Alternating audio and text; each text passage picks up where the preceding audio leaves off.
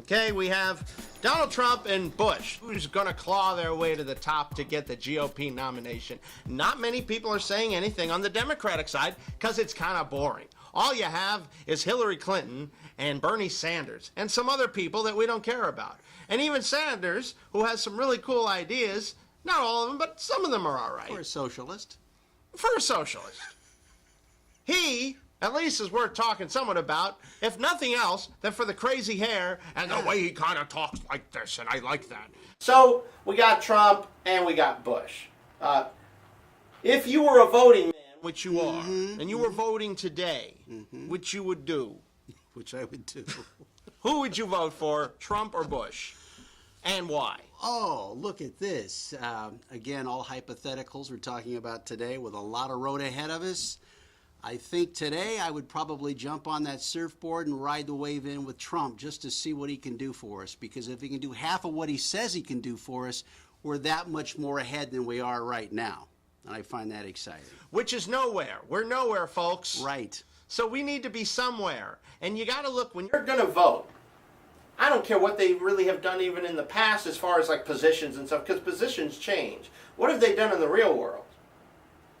And how can they take real world knowledge and leadership? Because remember, this is all about leadership. How can they take that and the skills that they've acquired throughout their lives and be the best damn president we've ever had? Maybe that's why the top three polling people in Iowa today are Trump, Carson, and my girl, Carly. Tell me None of them come from a political background. We've heard about Trump. Yeah. Tell me about Carson and Fiorina.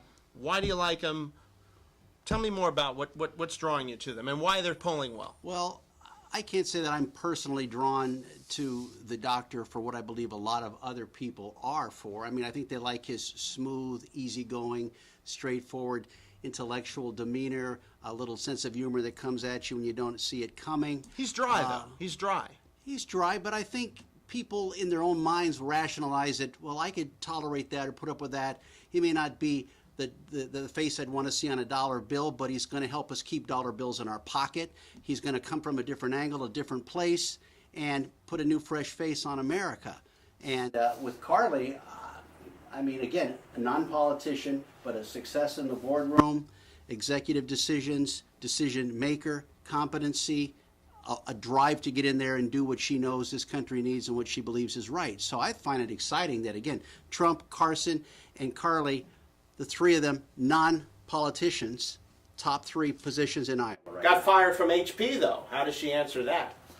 She says, where's the unemployment office?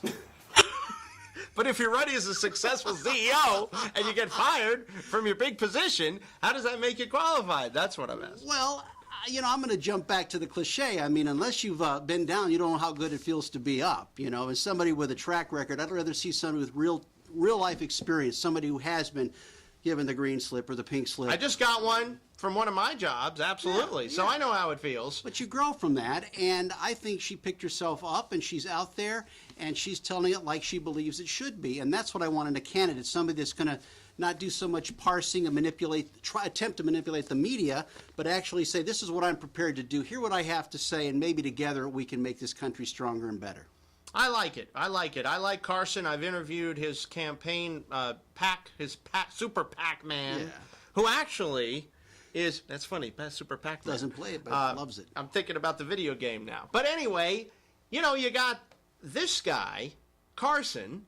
You got it's John Philip Sousa IV is the guy who runs his super PAC. Yes, he is the great-grandson of that John Philip Sousa, Stars and Stripes Forever. Blow your horn, man. So, I want to turn to this Bush versus Trump thing, okay? Right now we got Steve Schmidt. Now, who the heck is Steve Schmidt? He is a prominent Republican strategist. He's seeing how this race is playing out. Okay. He, right now, at this moment in time, as you're watching the American Roundtable, straight talk, Trump is emasculating Bush. This is the quote. Emasculating. You know what that means? Low energy. Oh, I'm sorry. Oh, yeah. Go ahead. That means he's snipping his nuts off. You meant what it really means. All right. There's an emasculation here. I think Trump is literally in the closet now, snipping off Bush's gonads. And why? You know why? Tell me why. Bush is trying to run as a nice guy. The sane guy. Because, Okay. there's an image out there of Trump being a little crazy. Yeah. Right? And I'll Because be here, when the fire burns out, I'm going to be the guy that's going to pick it up and run it across the finish line for you. I know people say that about Tom McCulloch. I know people say that about Al Spry. Is it true? No. We're the sanest guys in the room right now. That's because we're the only guys in the room. There you go. Let's talk about how Trump is emasculating Bush. He's trying to be the thoughtful governor of Florida, although that was a while ago. He's trying to be the calm, thoughtful candidate. And Bush is trouncing him. Bush is saying, we got to do this. He's putting out policy points. And Bush is kind of looking like a little bit like a wussy, as they say.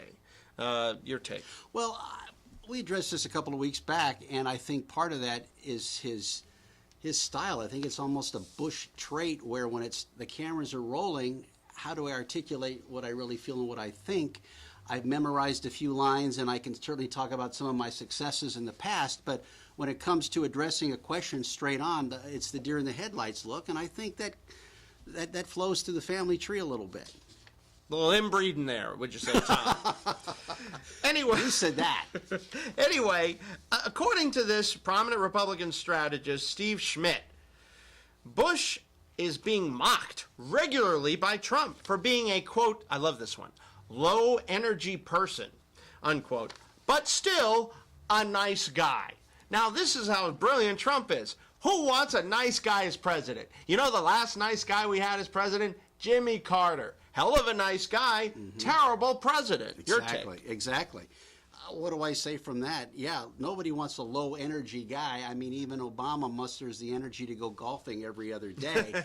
But and he's got the energy to go on a reality show soon. That's right. Talk about keeping the office of the presidency in the highest regard. yeah, I want a guy that's going to stand up and be able to talk with Israel and Netanyahu and our friends in Israel about this whole bit about Iran and say, here's why we're doing it, and here's why I believe in it, and I appreciate your points, but these are mine. A low-energy guy isn't going to be able to do that, even though I think it's insane and it's crazy, and they're going to get their way. Obama's going to have it. I'm shifting gears. I apologize, but I'm right now incensed over this whole Iran thing. Let's give them the bomb, and we get to inspect them unless they say, no, we can't. We need a guy that's not low energy for that. We need a guy that's going to say, this deal makes no sense. We're not going to stand for it. I'm here to make America great again. Amen. I got nothing to add to that. That's exactly what we need. So Trump, right now, is the only man really saying that. Yeah. Rubio who? I haven't heard about Rubio lately. Have you?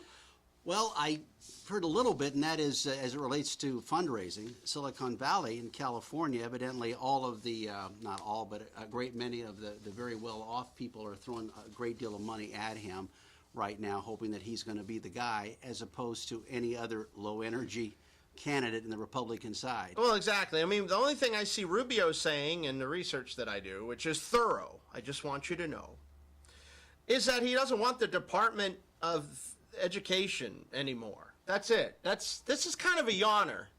You know, Yeah. I understand why they're trying to push it, parents and children and education, but really, people want. You know what people want, Tom? Do you know what they want? They want jobs. Yeah. They want a growing economy. Because I'm going to tell you something. The economy today is in a recession. I don't care how much they've said it's in a growth mode. Sugarcoat it. No. This is a recession. This is not 5.8% unemployment. This is 20% unemployment because they're using the different unemployment scale. They're using the one that looks better. It's true. And I'm not feeling any love in the economy. That's why we're seeing wild market fluctuations in the stock market. The stock market, very, very skittish. What, 7 years after the crash? 8 years after the crash, we're this skittish? Something is not smelling right. And that's why the Fed continually pushes back this threatened effort to raise the interest point for the first time in several years. We're going to do it now. We're going to do it in September. Well, maybe not after what happened in Wall Street. I mean, things are not right. I don't think we'll see that raise in the interest rates for at least 5 years. And maybe not even then. Because as soon as they do something like that, Number one, they're signaling the economy's better, which it's not. That's why they haven't done it yet. They're also saying that banks are going to have to start charging more interest. Hurts more consumers that way. Businesses. And businesses. So I don't see anything like that happening. To tell you the truth, we are in a world of hurt still from 2008. And back to your point about Rubio, what he's offering, along with your point, I did hear him say that the first thing he will do if and when he's elected, back to my point, is he will cancel this Iran deal. And beyond that, the only thing that I've heard that's positive to me and speaks to me is that our friends no longer believe us and our enemies no longer fear us. Yet Trump said the same thing. I can tell you one thing, and we're going to get into a little bit, me and Tom McCullough, because we like it. In the next segment, I'm going to tell you why we need the Iran deal. And Tom will say why we don't, I'm sure. That's right. And we're going to talk about that. We're also going to talk about not much in Hillary's camp. She's released some emails. Most of them are, it's nothing really exciting stuff or anything. Well, but that's also being traded upon, too. They're forgetting that this was illegal from the very beginning. The fact that the email might ask, what time is the Good Wife's on tonight, or what's your best recipe for chocolate chip cookies, it's still on an unsecured server. It's still illegal. So the media right now is trying to say, but it really wasn't that serious. It's been reclassified as classified after the fact. Bull. Here's another thing, and I agree with you. Here's another thing. How do you know they didn't just take out all the really juicy emails? Because someone vetted that thing. You know they didn't just release emails willy-nilly and just put in the innocuous ones about the cookie recipes and drunks and stuff. So I'm telling you, where there's smoke, there's fire. Absolutely. And Nixon did the same thing with the tapes. He threw a few out. Nothing with anything of importance. They're counting on people being tired, done, over with it. We'll just drip, drip, drip, move along with it, and eventually it'll be a non-issue. We'll talk about Hillary's other substance. Well, I mean, it's worked before with Benghazi. True. The story was dropped. We don't hear about Benghazi anymore. Every time somebody says Benghazi, they say, who's Benghazi? Is that Uncle Ben's Ghazi? We're going to make some rice tonight or what? That's all I hear. I don't know about you, Tom. Yeah, Tom McCullough is one of the most astute political minds. This guy has got it, and I'm so glad to have him on the American Roundtable. I'm Al Spry. And Tom McCullough. We'll be right back with more Politics as Unusual. We call it the Straight Talk Zone. And that's right here on the American Roundtable. I got so much stuff here to talk about, I can't even stand it. We'll be right back. Welcome back to the American Roundtable. I'm Al Spry. Tom McCullough sitting next to this ball of energy. I took my pep pills this morning. They are prescribed. No, I'm just I took kidding. my pet's pills, and that's why I'm kind of out of it right now. But go ahead. But at least you're not scratching anymore, Tom. I was worried about that. Let's talk about these fundraisers that have left the Bush campaign. But first, I want to talk about Iran. Now, I've heard it bantered around that this Iran deal is terrible. We're making it with this terroristic country. I've heard this stuff for years. Yeah. Okay. Here's a couple points on Iran. Just think about this for a moment. Who'd we do business with? Who was a trustworthy partner in the mid-'80s when Reagan was president? Iran. Remember? The Iran-Contra deal. Sure. We sold arms to Iran, which tells you one thing right now, and that was right after the revolution. We sold arms to Iran because Iran is trustworthy, because we wouldn't have sold arms to Iran, who we just had kick out the Shah, 5 or 6 years before? Correct. So here we are, we're 30 years later, 35 years later after the Shah. Iran is one of the most stable countries in the Middle East. Here's why there's all the anti-Iranian rhetoric, which most people won't tell you, but we will tell you. Iran is in a struggle for power and supremacy over the Middle East with one other country, major country, Saudi Arabia. Saudi Arabia and us go back to World War II. We've been pals for about 70 years, through thick and thin, up and down. Oh, wait a minute. Weren't 19 of the 20 hijackers who crashed into the World Trade Centers from what country? Saudi Arabia? Nobody from Iran, nobody from Iraq. So there's a struggle. Yes. Who's going to dominate? The Saudis keep pressuring us to get rid of Iran. We don't want Iran around. We want to run things. Iran saying, well, if you don't deal with us, we're just going to go to Russia and China, and then it's really going to be a crap storm, as they say. Yeah. So, what do? What to do? Got this long-term relationship with oil with Saudi Arabia. Got to protect our interests in the Middle East from Iran. So you make a deal. It's not a great deal. It's an okay deal. But really, we have no choice. We have to get in the mix in the Middle East. Any of the rhetoric that you're hearing now is not taking that into consideration. Now it's your turn, brother. Well, I think we've been in the mix. We've been in the mix far too long. This goes back to the days when Winston Churchill drew the lines on the map of what country was going to be where, what, and everything else. Oh, yeah. And oil always being the compelling reason to be there. And the fact that we went out there, discovered it, found it, showed them what oil really was, and then overpaid them for it from the beginning, to me, that was the genesis of all this insanity. But you still have the religion at the core of this, too. But I think what struggles and what most Americans see when they talk about this deal, most recently, not in the last couple of weeks, it's gone a little bit quiet until today, but they see the signs, they see the burning in effigy of Americans and the hatred for America, and there's a lot of resentment about it. It's like, why would we ever do a deal with these people? Why would we set them up to have a nuclear bomb, particularly when our one strong ally there being Israel, doesn't like that next door. I mean, they clearly are not friends, and the idea of having somebody who has been reckless or demonstrates a reckless proclivity to have a bomb, and at the same time they're saying how much they hate us. I think the media is appealing to the core reaction, like, well, they hate us, then I'm going to hate them back. I think you're outlining some interesting background to it, though. But I love what I'm troubled with is how it's all presented to us and how we're going to keep a watchful eye on it and how we're going to be able to go and inspect things and we're going to really know what's going on and we're going to make sure they don't get the bomb. We're going to give them $150 billion back, but we're going to make sure that they don't get the bomb. But then you learn, well, when we say knock, knock, we want to come inspect what you're doing, they can say, nah, it's not a good day. Well, we need 7 or 8 days notice. Oh, well, now we just don't want you to do it, and they're going to get away with it. In my understanding, that's part of what this is, albeit a very small piece of a very big deal. And I have no doubt, as you pointed out, there are multiple reasons behind the scene, behind the closed, locked doors, why everybody else got on board with this, and we're fundamentally not. But just on the surface, with what our media feeds us, it's like, hey, they don't like us, we're not going to like them back. This is a very good point. And this goes back to what the media is feeding everybody. Because you're not always getting the straight talk like you do here in the Straight Talk Zone on the American Roundtable. Sometimes you're getting a load of bull. And so you're getting really simplified news. Sure. News that's a little dumbed down, so to speak. So when you're talking about Iran, and yes, that is a legitimate issue about inspection. But I don't think you throw the baby out with the bathwater. I don't think you take the whole deal and chuck it over a point. You just make sure that point is stronger. We have a couple choices, folks, in the Middle East. And I'm kind of glad we're talking about this. Because sometimes people forget we're still at war in the Middle East. Mm-hmm. There's only really one thing that's going to get our boys home and our girls home from the Middle East.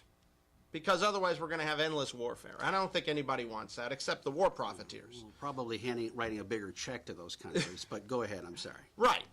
But I think the real thing that's going to present stability are stable countries running things. We need a stable Egypt. We need a stable Saudi Arabia. We need a stable Lebanon, a stable Jordan. We need a stable Iran. Mm-hmm. We need a stable Iraq, and that's gone straight to hell. And if we don't have some stability, mm-hmm. we're going to be really up the creek because the oil is there. There's a whole section of the mm-hmm. world mm-hmm. that is in constant state of war and conflagration.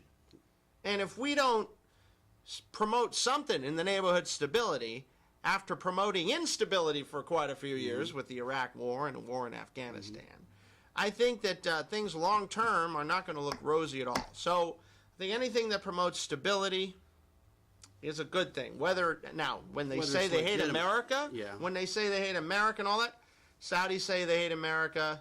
They crash planes into the World Trade Center. Mm. So Egypt says they hate America, and we're doing business with them.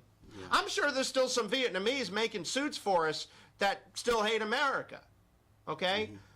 We haven't had a great track record in international relations over the years. Thank you. Thank you, Mr. Obama. Just drop that in. And back to your stability point, though, let me just interrupt that. I think there's a big sense here in America from so many people that that place or that region will always be unstable, and no matter what we do, they have their ideas, they have their religion, they have their hatred, they have their one-way street, and they're not willing to compromise. They're not willing to allow a second view or a different idea or another concept that isn't written down in what they read and pray to 100 times a day. And we over here with a more open society, religious freedoms, and all the great things of this country, I think it's real easy to say, let's just get out of there. It's never going to be fixed. It's never going to be right.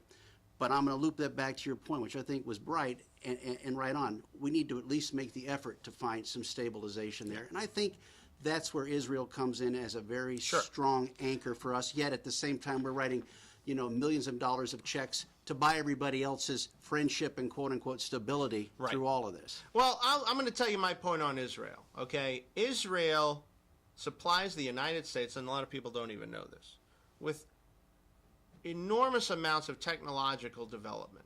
There's stuff that the Israelis are coming out with because they're smart. Jewish people are pretty smart people.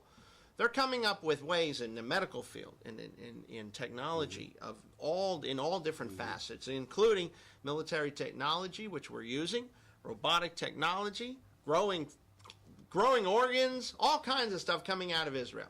It is the pearl of the Middle East, I like to call it. It is a great place. If you could call a place in the Middle East a great place.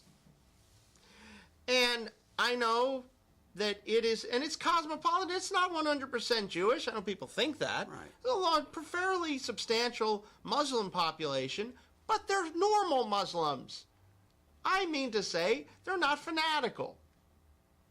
When you're talking about fanatical people, you can't reason with fanatical people. And that's our perception here, that everybody other than that is fanatical. Yes.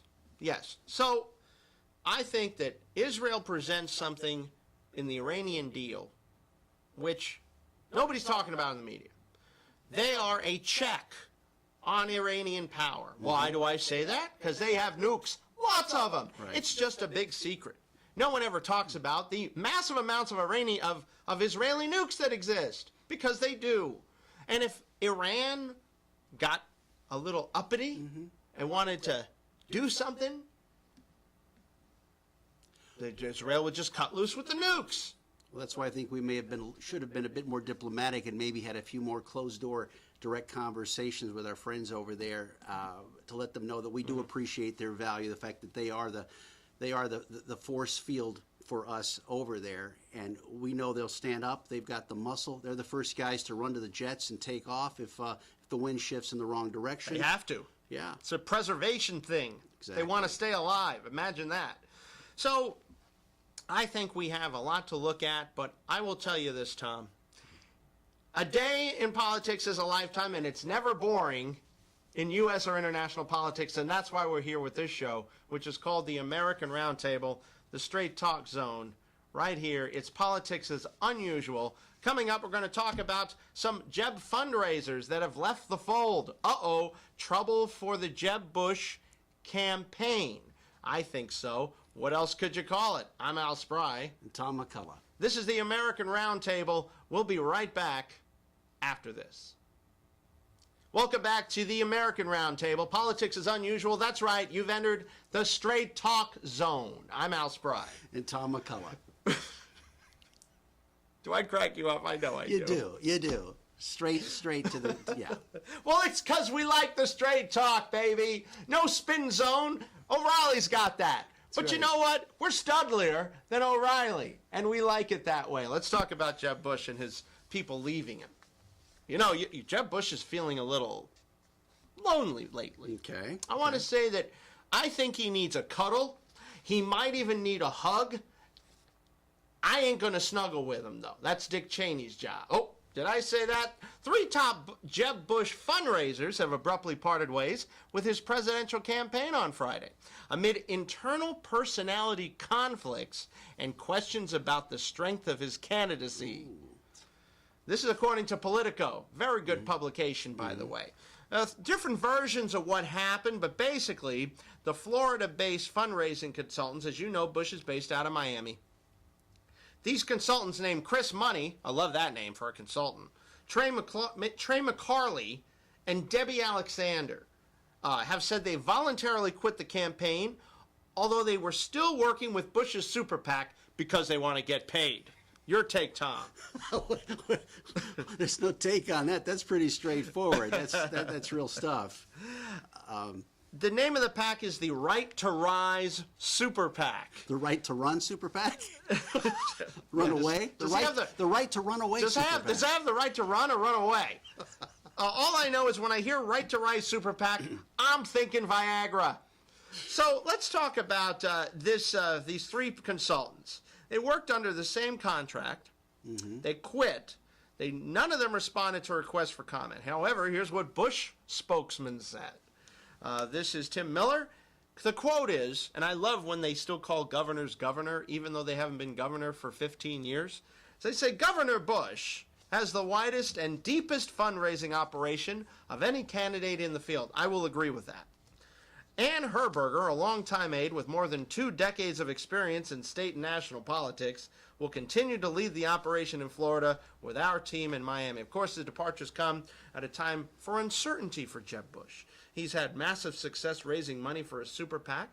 He's overseeing an official campaign that has many more staffers, but far less money. Mm-hmm.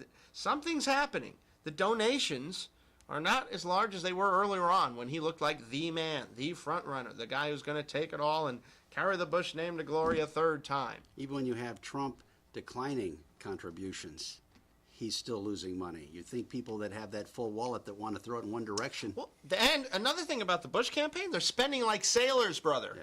They are spending, they're taking steps to rein in some of the spending. They're cutting employee salaries. Remember, when you have a campaign, it's a business. Yes. You know, it's considered a business. They form a company, mm-hmm. and they hire staffers, and they have a budget, and they allocate funds and all this stuff. It's not just the guy with some signs and knocking on doors, you know. It's a major operation to get somebody elected. You're basically selling a brand. Yes. Like Adidas or Joseph A. Bank, where Al Spry gets his tailored suits. Joseph A. Bank. The Bush campaign wasted no time to seek a replacement for these three fundraising consultants because that's how you're going to get the money. Right. So they reached out to Meredith O'Rourke, a top Florida Republican fundraiser who mm-hmm. briefly worked for Chris Christie's campaign. O'Rourke wouldn't come because Christie is dead in the water. Helped Governor Scott raise about $100 million for his 2014 reelection campaign that he won. Also works for Florida Agriculture Commissioner Adam Putnam, who I've interviewed in the past. One source attributed the departure to personality conflicts. Some identified Bush's finance director, Heather Larison, as a shouter for whom it's difficult to work, meaning she's barking orders all the time. But I think also there's some concern there. Your take, Tom. Yeah, well, the personality issues may come back to the determination that there is no personality there on his part, mm-hmm. therefore feeding back to the low energy scenario there. Why the money? I mean, the talent seems to be running for the door. That you don't have to read between the lines there. I don't know that they're going to run over to Trump necessarily, but I think they're going to try and find another warm sofa and a place to sit back and rethink where they're going to spend their time, energy, and money. But I think they've already determined it's not in the Bush camp. I think that Jeb Bush is in serious trouble. Yes. I think that this is going to be a big battle, and it's going to be between him and Donald Trump. I see this thing playing out state by state, starting with the Iowa caucus. Whoever wins the Iowa caucus, of course, they don't necessarily win the nomination, but it's a start. Mm-hmm. It really comes down to Iowa, New Hampshire, and then, of course, Florida has moved up the food chain. Florida is one of the decisive states now. Again. We used to be like 12th or something in the primary, yeah. But they moved us up. I believe we're 3rd now. So it's going to be very interesting to see, or 3rd or 4th, South Carolina, then Florida. Mm-hmm. You know, it's like that. So we're going to see what happens between the primaries, but this is a slugfest, brother. Put them gloves on, or maybe take them off. I think it is time to take them off. It's time for Bush to go start pumping iron and cutting wood like Reagan did. I'm Al Spry. And Tom McCullough. This is the American Roundtable. Stay right there. Don't go anywhere. Welcome back to the American Roundtable. It's the straight talk zone. Politics is unusual as my co-host right here, Tom McCullough. Thanks. I'm Al Spry. Welcome back to the show. We like to have a lot of fun with politics because politics is showbiz. And when you're talking about showbiz, you got two guys here with serious showbiz skills talking about the biggest game in town, and that's the presidency of the United States. But I want to hit a little something that you wanted to talk about, and that's immigration. Immigration is a big topic with Donald Trump, and Donald Trump is saying build the wall, and let's kick all of the, I guess, Mexican illegal immigrants out. So what do you think of that, and well, is that even possible? Possible. Everything and anything's possible, but when you talk about this wall, the border that we're talking about from California to Brownsville, Texas, is the equivalent of Key West to Maine. If you go up the eastern coast, that's a whole lot of something. It's a lot of wall. That's a lot of wall. I think in a more austere approach might be chunks of wall with a lot of air support, boots on the ground, and a serious effort to keep what's ours, and recognizing that not all the immigration issue comes from south of the border. I mean, the Canada, sure, of course. But right now, I read just today where 51% of immigrants that are in this country now are on some type of welfare. And that might be home subsidies, school lunches, and in a more accurate, welfare checks. It's a huge, huge drain. So the idea that we're talking about doing something, we've been talking about it far too long. I think Trump's saying, we'll talk about it again, but I've got a plan to actually do something about it, and that's what's important. You know, we don't have enough time to talk about immigration. It's an interesting thing, and I have a point of view on it that is more pragmatic, and because, it comes down to, and this is a little tease for next week, who's going to pick the fruit, and plus the fact that a lot of folks that have come here illegally have had kids, and those kids are U.S. citizens. So you want to separate families? Are you allowed? You want to send U.S. citizens away? It's a little more complicated than the politicians want to make it. But we'll talk more about that next week. Before we go, Dick Cheney still has no apologies for going into Iraq. Has no regrets over his administration's decision to invade Iraq and topple Saddam Hussein and replace him with ISIS. It was the right thing to do then. I believed it then, and I believe it now, Cheney said. No apologies. The Iraq War has become an issue in the presidential campaign when former Governor Jeb Bush, brother of the former boss of this country and Cheney's boss, George W. Bush, and his brother, struggled to elucidate his position on the costly mission. After a week of bungled answers, Jeb Bush finally said, knowing what we know now, I would not have engaged. I would not have gone into Iraq. Breaking with Cheney. This, of course, infuriates the vice president. He's an angry man. And Cheney says, no, I still would have gone in. I guess that's all he's got to hang his hat on, Tom. That might be why he tours his new book tour. He's accompanied by his daughter to help keep him in check if he starts to get crazy out there. And which is, of course, a distinct possibility because Dick Cheney is pretty crazy. I'm Al Spry. It's so great to be here with you for this week's edition of the American Roundtable. We enjoy bringing this show to you across the state, soon to be across the country, and I am very pleased to be here with my friend Tom McCullough, a guy I liked from the moment I met him, and that doesn't happen too often. Well, that's one person. Tom, final words.